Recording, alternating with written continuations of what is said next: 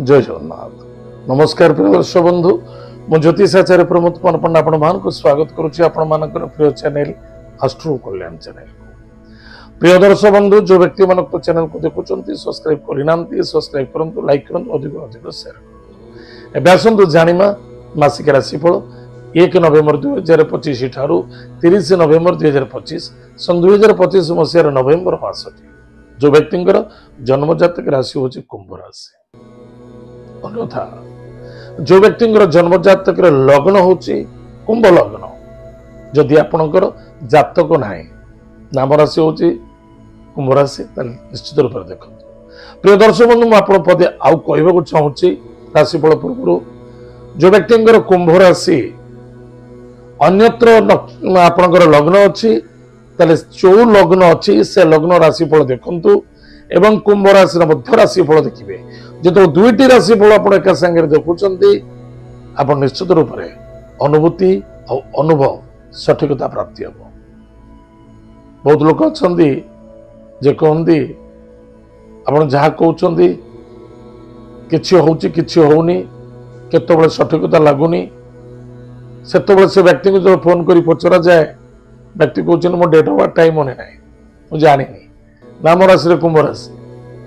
अरे नाम किसी भी कहीं भी दे दौरान राशि अनुसार नाम राशि दरकार, अन्यथा कौन सी फलप्रद घटना। प्रिय दर्शक बंधु, आप निजे निजर राशि लग्न बा जदि आपणकर निजर प्रॉपर नाम अच्छी नाम अनुसार प्रॉपर गाइड कर देख। अन्य जन को बदनाम करने पूर्व निजे जानतु निज पाखे कौन क्वालिटी अच्छी, कैपेसिटी कौन अच्छी। ताले आसतु जानिमा प्रिय कुंभ राशि व्यक्ति मानक पई। ताहले प्रथमतः देखिबा कुंभ राशि व्यक्ति मानक पई सूर्य अछंती कोठी ना, सूर्य वर्तमान अछंती मकर राशि रे भाग्य स्थान रे। ताहले मकर राशि रे भाग्य स्थान अछंती 1 नवेम्बर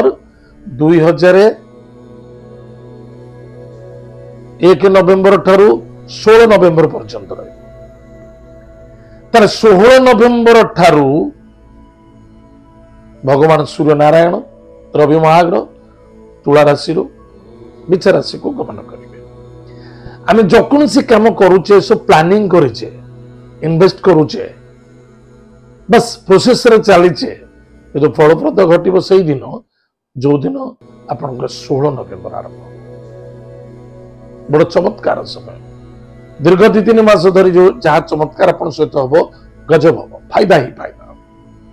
कि मैं यह कहि 16 नवेम्बर पर ठारू आपण कर्मेश हो सूर्य नारायण मंगल सहित बुध मध्य उपस्थित रे।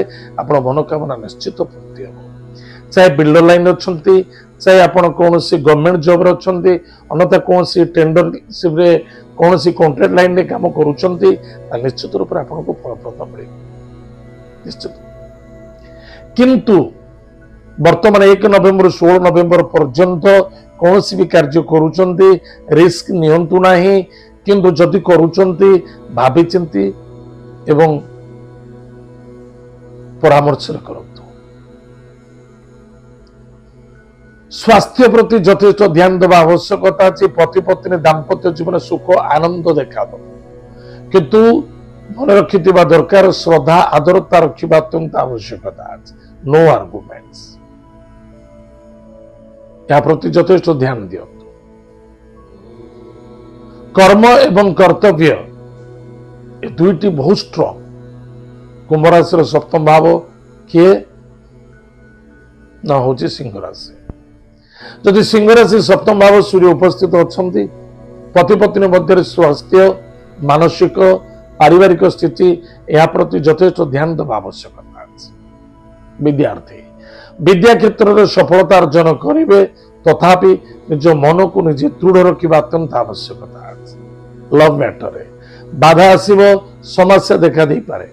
अर्थनैतिक क्षेत्र में एडजस्ट करबा पड़िबो, मैनेज करबा को पड़िबो। किछि कर्ज किछि ऋण जदि नबाकू चाहूचंती भाभी चिंती नेबे, अन्यथा नबा पय तो अति सहज, दबा पय बड़ भारी पड़िबो। शत्रु मान सहित बिल्कुल आर्गुमेंट करबा उचित नुहे। बा कौन से सहयोग सहानुभूति देखा उचित नुहे। विदेश विदेश यात्रा आपण अच्छी विदेश रे सफलता अर्जन करेंगे एक्सपोर्ट इम्पोर्ट रे यथेष्ट लाभवान हे।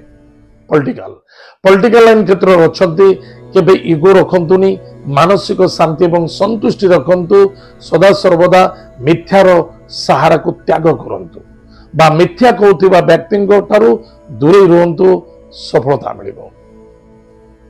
कृषि विभाग पाए कृषि विभाग करुथिबा व्यक्ति मानक पाई यथेष्ट सफलता आनंदमय देखा दो एवं उन्नति देखा दो।